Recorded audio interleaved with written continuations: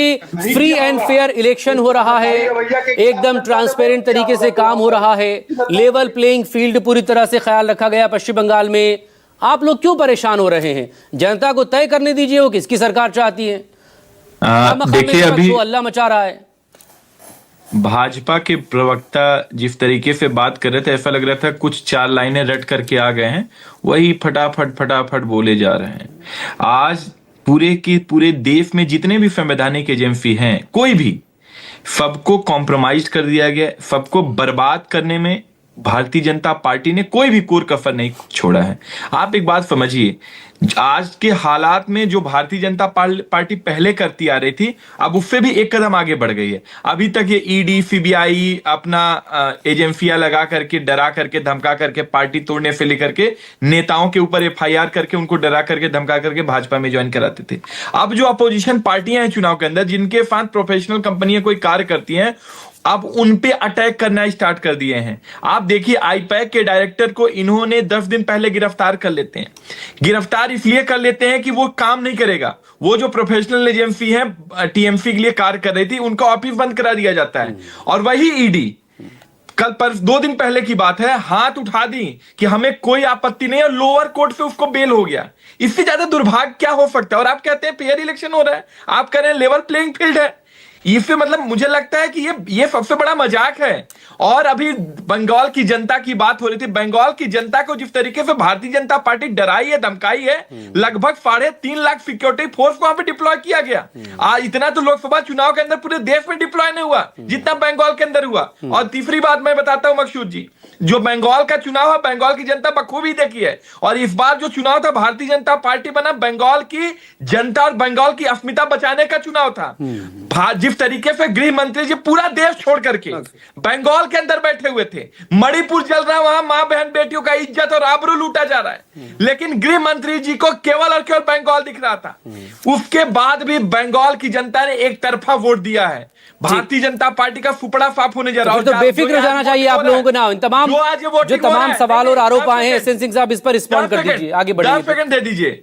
जिस तरीके से वोटिंग कराया जा रहा है, ये भारतीय जनता पार्टी का बौखलाहट दिख रहा है। खाली नहीं दिखा। दरअसल होता क्या है, ये देश जो है ना, वो कर्म प्रधान वाला है। कर्म प्रधान भी शुक्र रखा, जो जस करे सो तस पर। आपने करप्शन का जब चादर ओढ़ लिया, अन्ना की ईमानदारी का चादर हटा के जाके ये भाजपा तो जनता ने बदल दिया। आप पूछेंगे, हम बताएंगे किसी को, ये भाजपा भी गजब है। ये बेचारे 4-5 लाइन इनको दे दिया जाता है, वही आकर के फटाफट टीवी पे बोलना स्टार्ट कर देते हैं। अरे भैया आप बताओ, मणिपुर पे इनको दिख ही नहीं रहा। लूटी जाती थी वन बाय वन। हमारी बहनों के साथ क्या होता था कलकत्ता में, ये नहीं दिख रहा है। तो इस नाते पश्चिम बंगाल की जनता ने ठाना है कि हमको पारदर्शी, ईमानदार, जवाबदेह जनता की सरकार बनाना है, डबल इंजन की सरकार बनाना है। अब समाजवादी पार्टी के मित्र कह रहे थे, समाजवादी पार्टी तो तय ही नहीं कर पाई भाई। यहाँ तो बिहार में तो तय भी कर रहे थे कि इसका साथ देंगे, कि वहाँ कांग्रेस का साथ देंगे कि टीएमसी का साथ देंगे। जब आप मदद ही नहीं कर पाए, मदद की गुहार ही नहीं कर पाए, आप वोट इकट्ठा ही नहीं कर पाए, तो वोट पड़ेगा कैसे? और रही बात, वोट जनता देती है साहब। अगर मुझे लगता है सत्ता और सरकार के नाते वोट पड़ता तो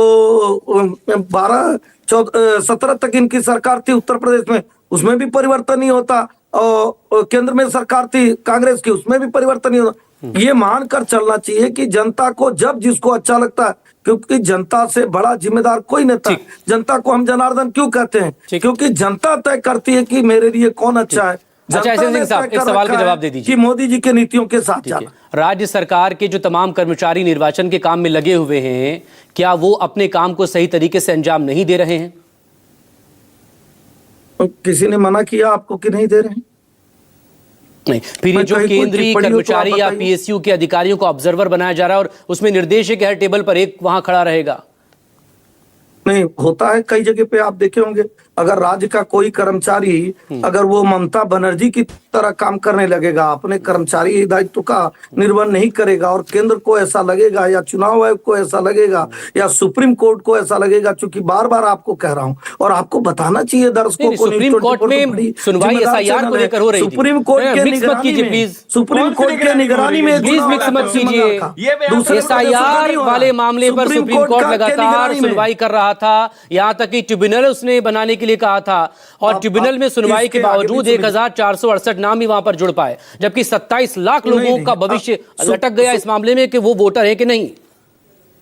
पिछले महीने की 20 तारीख की टिप्पणी उठाई है, सुप्रीम कोर्ट ने क्या कहा, ये चुनाव जो है वो हमारी निगरानी में होगा, हम लास्ट तक देखेंगे। मुझे लगता है कि सुप्रीम कोर्ट की इस हाँ, तो फिर इसीलिए टीएमसी गई है ना कि भाई 4 मई को फाइनल स्टेप है जब काउंटिंग होगी। बातों को बदल रहे हैं।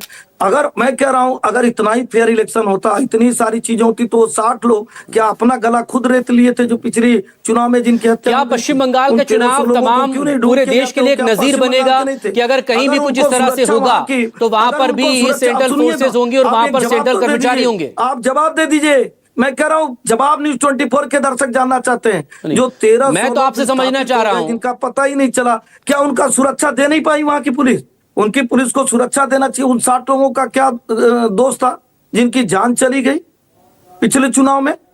अगर हम वोट किसी को चुनावों के दौरान एक बात देखिए, चुनावों के दौरान तो सब कुछ चुनाव आयोग के अधीन होता है ना, जनता पार्टी चाहे वो एडमिनिस्ट्रेशन हो या फिर वो पुलिस फोर्स हो, भारतीय जनता पार्टी सारा जिम्मा तो चुनाव आयोग के अधीन होता है, उसके अंडर में होता है। क्या न्यूज़ 24 ने नहीं दिखाया मकसूद भाई? न्यूज़ 24 बिल्कुल, हम जहां जो खबर होगी हम वो दिखाएंगे, ये हमारा काम है। आग लगाया जा रहा था, सवाल पूछना भी हमारा काम है। मैं आपसे समझना चाह रहा हूं सेशन जी का, क्या पश्चिम बंगाल का चुनाव हर मायने में एक नजीर बनेगा पूरे देश के लिए कि जहां जब भी जैसी जरूरत होगी वहां पश्चिम बंगाल का जो मॉडल है वो आइडियल तौर पर अप्लाई होगा, गुजरात से लेकर कश्मीर तक? नहीं, देखिए मॉडल तो बनेगा, इस बात के लिए मॉडल बनेगा कि जहां जिस चीज की आवश्यकता, अच्छी आवश्यकता, संवैधानिक आवश्यकता, विधि का आवश्यकता, अगर वैसी कार्रवाई करके उसको पूरा किया जाता है तो इसमें क्या दिक्कत है? हम बॉर्डर पे ऐसे छोड़ दें कि बॉर्डर के लोग आते थे और गांव में रात रात भर धमका के बहुत सारे लोगों को उठा ले जाते थे, और जो केंद्र की सरकार थी कुछ पहले वो बोलती ही नहीं थी। क्या इस तरह